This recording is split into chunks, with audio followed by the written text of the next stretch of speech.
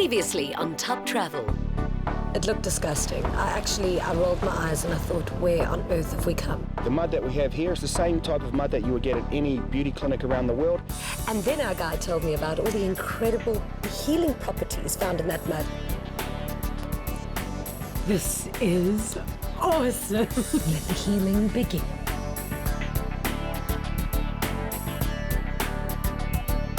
This week on Top Travel.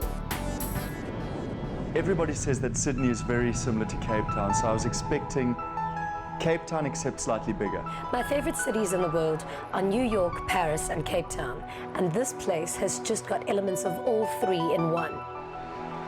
I had no idea where we were staying, and we kind of went into an area which was close to the water, and I love living near the water. Water's my favorite part of a city. It doesn't look like much. It's a warehouse. And then I walked inside. Incredible. Ben, when you see this building from the outside, you don't expect to see this.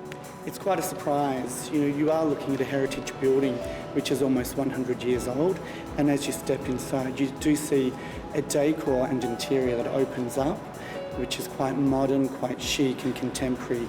Tell me about this area prior to the hotel and what the building was actually used for. The building itself was built in 1910. This building was built and designed to export wheat and wool overseas from Australia. The hotel certainly is an aesthetic feast because they've kept the warehouse feeling by keeping all of the original structures in place, making it feel very industrial and cool. My favorite part is the fact that there's this massive atrium overlooking one of the hottest night spots in Sydney. And from my bedroom, a little bit later, I can have a bird's eye view of some of the better looking guests. My room is a very clever use of space because it's a loft. It's obviously double levels. The double ceiling makes it look a lot better, and it gives you that feeling of space, which I think is such an important aspect. Sydney is a city almost completely surrounded by water. It's rated one of the most beautiful cities in the world and the most cosmopolitan in Australia.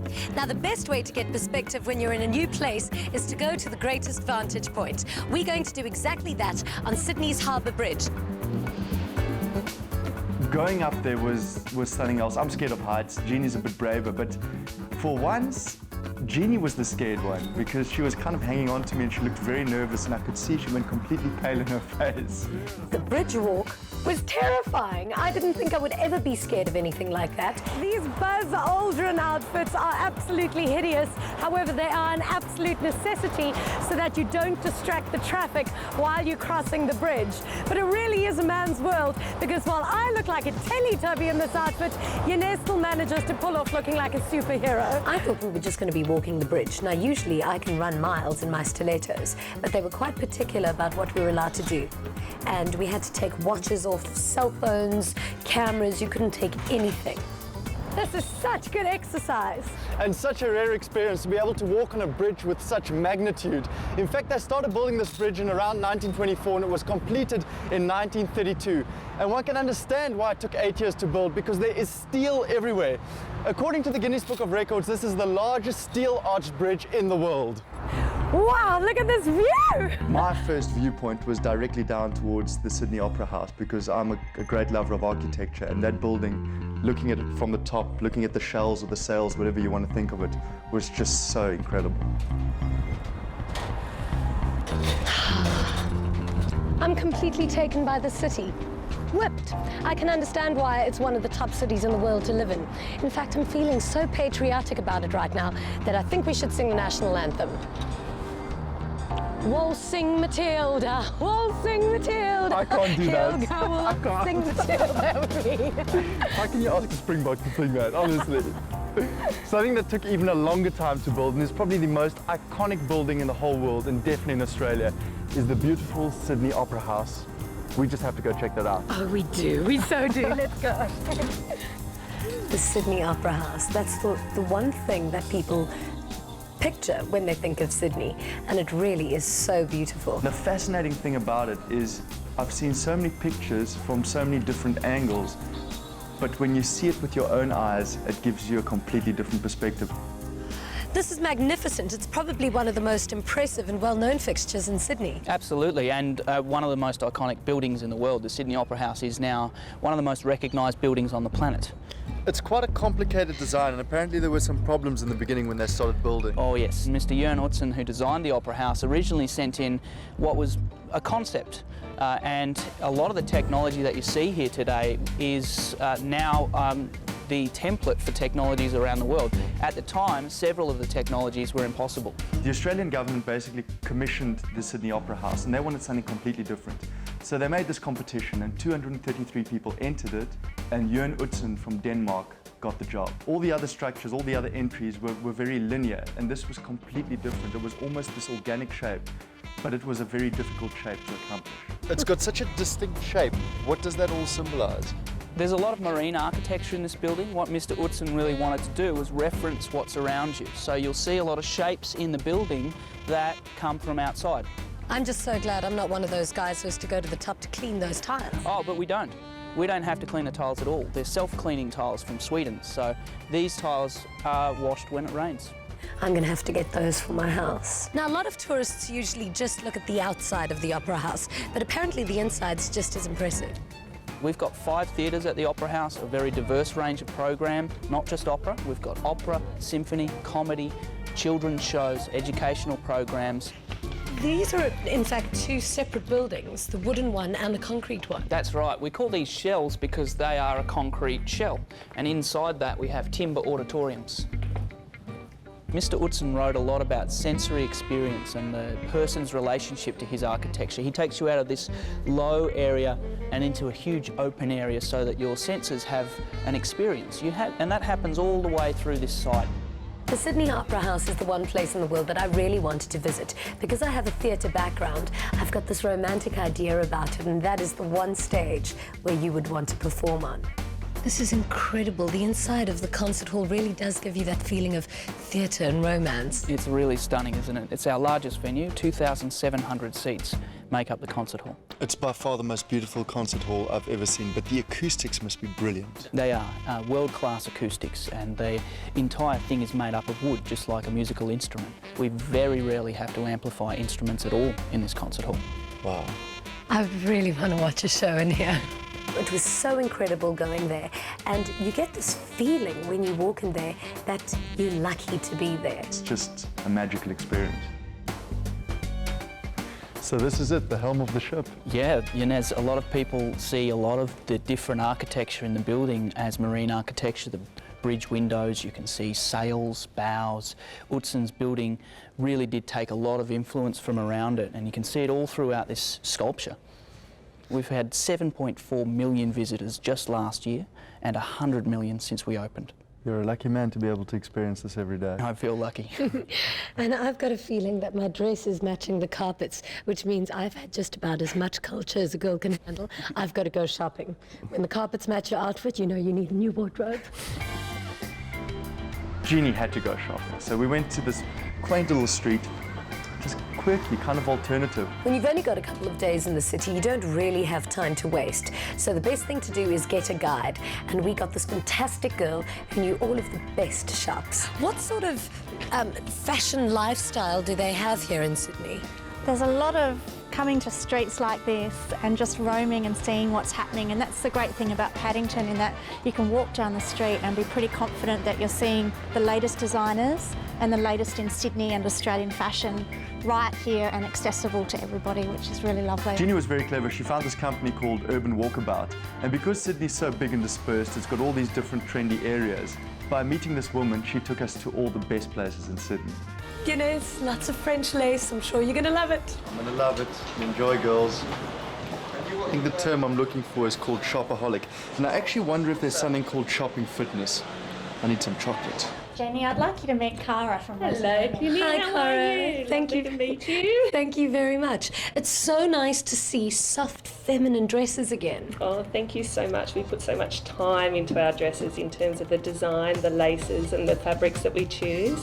How difficult is it for a designer to emerge in the Australian market? It is very difficult. You do need to put a lot of hard work in, and you need passion. You need to love what you do. But they had homegrown Australian talent, beautiful dresses, beautiful garments, great quality. Oh my goodness. This is probably the worst thing I could have agreed to, going shopping with Jeannie. Looks like I'm going to spend the whole day twiddling my thumbs in the street corner. Wow, I love this. You know, when I thought about fashion and shopping in Sydney, I never expected it to be as good at what it is. Oh, well, it's good that you're actually being surprised, you know, because I think Australians and Australian designers are just coming up leaps and bounds, and we're really finding our own direction now with, you know, with design. So I'm thrilled to hear that. I spent a lot of time walking up and down the street, a couple of hours in fact, while Jeannie was going from boutique to boutique to boutique. And I was kind of going from coffee shop to coffee shop to coffee shop to pavement.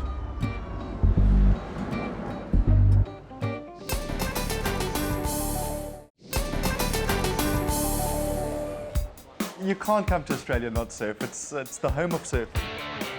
It's the mecca of surfing. You have to come and surf. And Bondi Beach is the only beach to learn how to surf. I can't believe you're going for a surfing lesson. I can't believe you're not going for a surfing lesson. I promise you I don't need one. Janez, you've never surfed before in your entire life. I can guarantee you, you'll need a lesson. At least one. No, if I had my 5-year-old son with me, I'd maybe take him for a lesson, but I don't need it, I promise you. Enjoy. We'll see. The waves weren't that big, they were quite small, but still, Jeannie went for her little lesson. All I did was I went straight to a viewpoint, I looked at all the pros go at it, and I thought, this is a piece of cake. I enjoy doing things together. And he just is of the opinion that, whatever, small waves, kids' beach, I'm heading off to the bigger waves, and he just took off. So I thought, whatever, you're not going to be there to witness my brilliant surfing skills. Paddled out, felt the shoulders burning, caught the first wave, pulled in, stood up. I'm the man. So I have to tell you, I've actually been for lessons before, but I'm probably the worst student when it comes to surfing because for the life of me, I just can't stand up.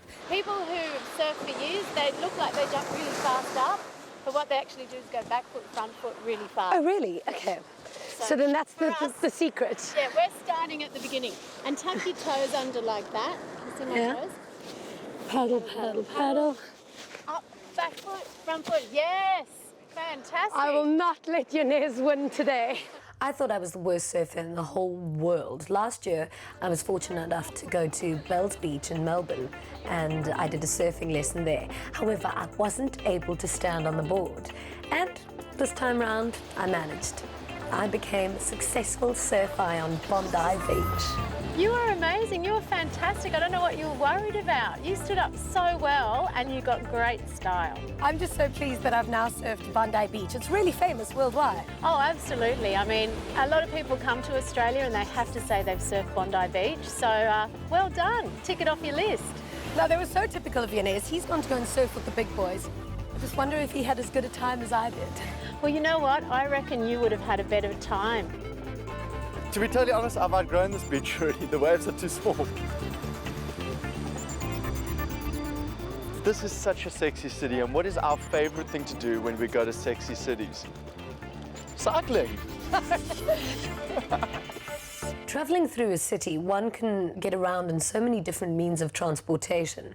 My favorite is the bicycle because you're not restricted by anything. Adrian, Jeannie and I have this agreement that whatever city we go to, we always try and do a cycle tour.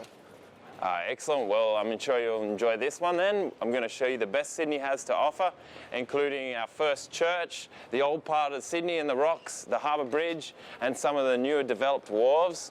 It's not like driving in a car. You actually get to see, you look where you're going and you feel it, you smell it. It's in the air. I just love taking to those streets with a bicycle and going for it.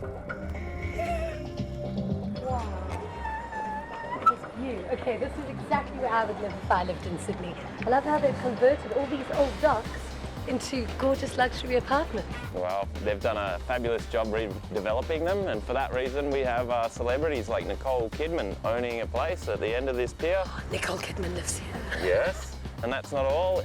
Next door at the Sydney Theatre Company we have actors and actresses like Kate Winslet and Hugh Jackman occasionally performing in productions, and even Australian Idol just next door. Oh, that is fantastic. Hugh Jackman. Now that's a hot Aussie. It's a very diverse city, Sydney, because it's got the older parts, it's got the harbours, it's got the new city, it's got the iconic buildings.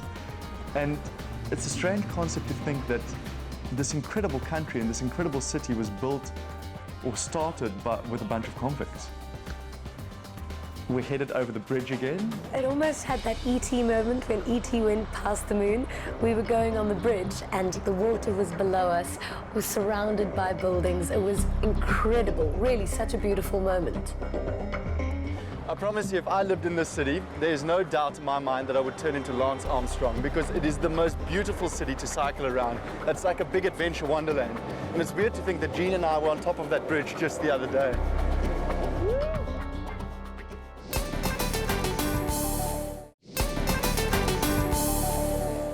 Australia certainly is known as one of those countries where safety comes first. We've decided to test that theory and push the limits a little bit by going skydiving. It's something that I know Janez hates, but I absolutely relish in watching him squirm. There honestly is something wrong with the producers of the show, because I've told them countless times, guys, I'm scared of heights. I've done this before, I don't know why I have to do it again. And I think maybe we can cheat it on these boards. Well, yeah, this will test your form. 1, 2, 3, go. I've done skydiving once before, and I promised to myself I would never do it again. Skydiving. Jeannie kind of laid out the challenge, and when she promises to do something, I almost have to do it too. I've skydived before in Cape Town, and it was such a traumatic experience for me because I think I was just so anxious to do it. So how many jumps have you done? Oh, it's come up to 27,000 now. 27,000. Yeah. So you're sober, you're ready for this? I think so. The worst part about skydiving or bungee jumping is it's almost not the first time you've done it, it's the second time, because you know what to expect. So what you're saying to me is I actually need to think while I'm falling? No, you're just there to have a great time. I'll do all the thinking. Janez is terrified, terrified. Tapping you. Mate, you're all over it. You're a natural. Janez was panicking. You know that thing I said earlier about sorting out my world? Yes. I haven't done it. You mean you didn't leave everything to me? Janez, you're going to be 100% fine. The scary thing is, from this moment onwards, everything just goes so quickly. Next thing you know, you'll be in that airplane, your legs will be wrapped around the bottom of it, and you drop.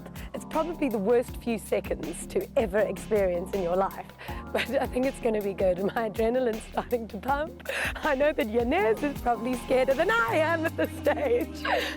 Jeannie, it was nice to know you. What amazes me is this calm that just took over. Come. You will jump today.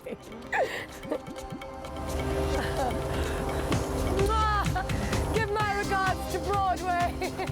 When you reach 1,400 feet, it all happens very quickly. You just see the plane just starts emptying out, and before you know it, it's your turn. And you actually, the funny thing is you don't have much time to think. The next minute you're on the ledge, your feet are dangling, and then you just fall. My eyes were open the whole free fall, and I didn't have that fear anymore. I could just enjoy it. So I enjoyed every moment of it. That was unbelievable. It's really, really cold, but this is so beautiful. This is the reason that birds sing. When you're falling, you keep on thinking, okay, this is fun, this is cool. You watch the earth getting closer to you, and then you're thinking, when is this chute actually going to open?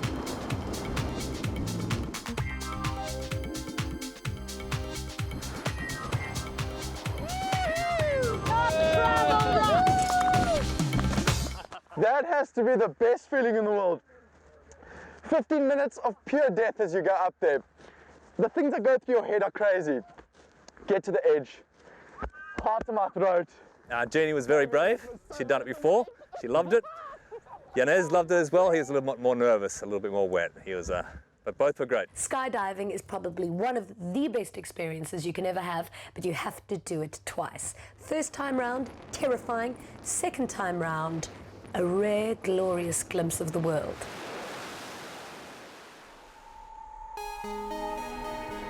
I chartered a yacht, very 5-star.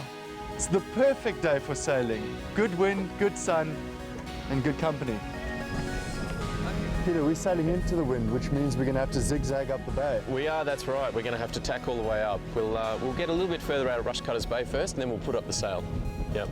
Now, we're in quite a protected area here. How long would it take to get to the open ocean? To the open ocean, you'd be about 15-20 minute sail. It'd be nice and quick, straight to the heads. And that's where you can start your route around Australia? Yeah, pretty much. You can go right around Australia if you want. Yeah. And you could do it in this little boat? You could do it in this one, yeah. It'd be a bit of a rough ride when you sort of get down south in the Southern Ocean, but yeah, for sure you could do it in this. You know, I always had this perception that Sydney was miles away from everywhere and it was too similar to South Africa. But if you spend a couple of days here, you'll realize that this is the most perfect city in the world. You can fly with Qantas from Johannesburg direct all the way to Sydney in just under 11.5 hours, which makes it an hour and a half more than flying to London. It's the perfect and ultimate getaway. It's so beautiful, Sydney. You can't help but just stand there and look in awe of this place. I'm really close to my family, and something that is quite difficult for me because I travel the world all the time is that I never get to make time for the people who I care most about. The plan was to meet up with Jeannie on the other side of the bridge at Cafe Sydney. Hi guys! Janez! Pull up a chair, come sit with us. Are you telling them about the skydiving? I'm telling them about my wonderful friend Janez. But you know what, Jeannie's the most fantastic girl because since I've met her, I don't pay rent anymore. I was able to sell my car. I was sitting there at the table and I could just feel the energy of this family. It was like children that hadn't seen each other in years. They were just chatting and stories were being told, and Jeannie was telling all the fantastic stories of us traveling. I couldn't get a word in. At that moment in time, I realized that the family was getting on so well and they were having so much fun together. It would almost be selfish of me to have her tag along with me for the rest of the journey. She's been to Australia a couple of times, and family really is more important than travel. It must be so great to see your family again. Oh, it really is. They're such a scream. They're really, really nice. When's the last time you actually saw them? I haven't seen them in probably about 2 years, and my cousins and I are really close. You know what, you're going to probably hate me for saying this, but you haven't seen them for so long, and what I saw earlier when you guys were chatting and laughing, I really think that while I go to Queensland, you stay here and just spend some quality time with your family. So you happy to leave me in Sydney to shop and play with my family, and I don't have to go to Queensland? But I'll chat to them. I'll make sure I look after you, don't worry. So the fact that I got to see them here, and Janez surprised me. He said, Jeans, you don't have to come to Queensland. Spend the extra time in Sydney with your family. Meant the world to me. It was really such a special thing that he did. Okay, before you go, give me your credit card. Oh, nice try. And you're not getting mine. Give me your credit card. Go. Jeannie will probably get cross with me for saying this, but I suddenly had to change the entire schedule because it's always a compromise of what I want to do and what Jeannie wants to do. So now I had all this time to just have Janez time.